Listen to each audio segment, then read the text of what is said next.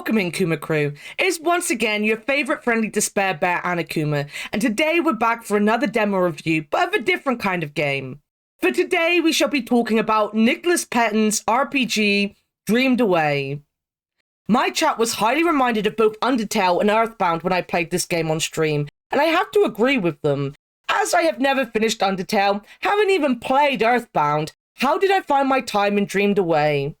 So, you play as Theo, a boy somewhere in France in May of 1992. It starts off very cutesy. You're just walking around your house looking for your sister. You get to examine a bunch of things and even have a little reflection in your mirror, which I loved.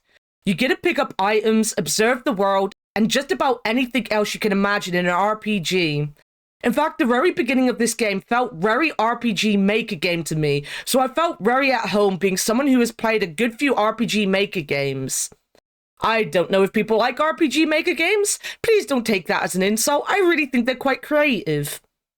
After exploring around a little with your sister, the game starts to get a little weird. You see, Dreamed Away is also to a point a psychological horror game. It isn't super jump scary, there doesn't look like there would be huge horror elements, but there is an overwhelming feeling of something being off. Supernatural and strange things happen, and that obviously all comes together in a creepy house segment, as well as the fact that you are literally dreamt away, I guess?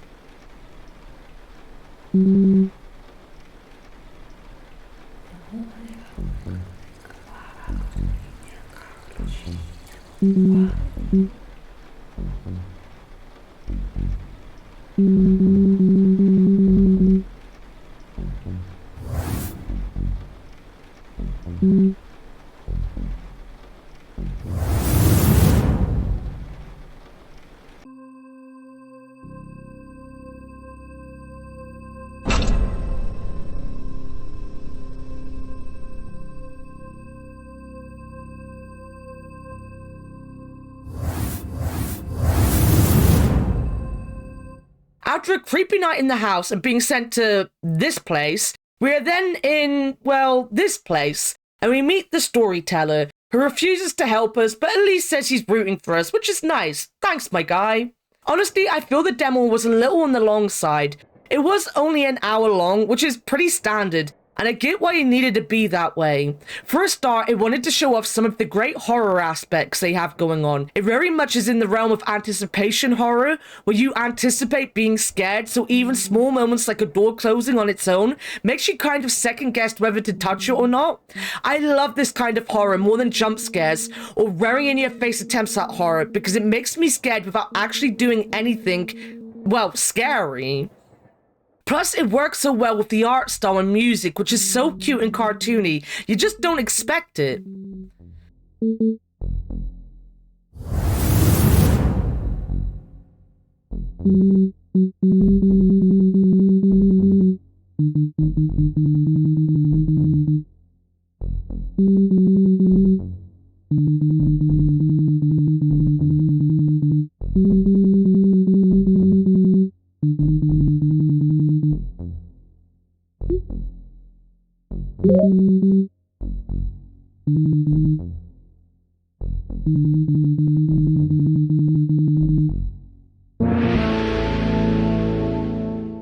I guess it also had to show off a little more of the story, which it did. Like most of my demo reviews, I don't jump into very in-depth looks to the story of the game because I don't want to give too much away. Most of these demos are still available and you can go and take a look at them yourself. It wasn't like they told too much story either in this one. Where I think the game dragged was showing off the combat. This area here is very combat heavy as it is a dungeon. The combat itself is fun, it is very Undertale-y with the fun little minigame battles and the silly items that end up being equipment and the like. It feels like a little kid's nightmare.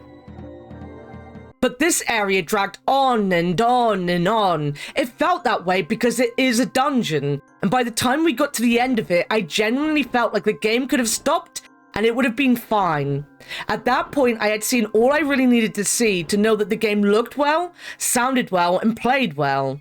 We'd had that spooky moment in the house leading up to leaving, the boss itself was pretty spooky, and the actual gameplay was extremely well done. Now, nothing after this was bad, but it also didn't add to the experience. Again, which is weird because the demo only took me an hour to finish, and that was with breaks because I was streaming it. So it would have been below an hour if I had done it off stream. That is very much a demo problem though. This is, after all, an RPG, and going into the full game, it won't matter how long it is, obviously. I'm looking forward to it, and as I said above, it's a very well put together demo that shows very decent gameplay and a really interesting story. Its soundtrack is one of its biggest pluses. It was very calming, very sweet, and they made a great use of silence and ambient sound in the horror moments to up the tension without using extremely loud jump scares to make it scary. As I said, it's a psychological horror. It is meant to make you scared in a subtle way, and it did that. I guess I've already said that it works even better with the art style, which I adore. It did give me Earthbound vibes. I've always wanted to play Earthbound due to its art style, the very cartoony vibe with big chunky characters. It was colourful and interesting to look at. Rooms felt lived in and used, full of just day-to-day stuff that people would cram into their lives. This all then, again, worked so well in the moments where the game got a little on the creepy side. Personally, the demo worked really well for me. As someone who doesn't have any connection really to this kind of game, it made me super interested to see where the story went. It wasn't overly hard, it was challenging enough that I feel like the game could have good pacing to it with the dungeons, combats, and storytelling. For me, the story is what I'll be going back for. I'm a sucker for well-done horror stories. Psychological horror in a game like this is usually easy to pull off. Or maybe easy is the wrong word, but you can see from the demo that it just goes hand in hand.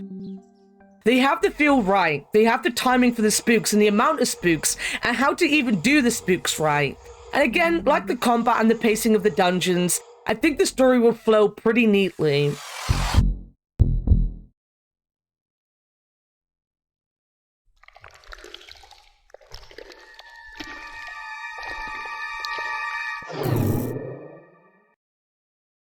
It is hard to come up with a negative because I don't really know what to expect.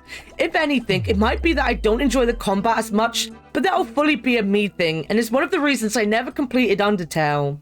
I don't have high expectations, I don't have any. I just want to see where the story leads me because I do feel like they have the basis of a rather decent story. Looking forward to getting into it when it releases. Sadly, it still doesn't have a release date, but it is penned in for 2025, so we'll keep an eye out for it.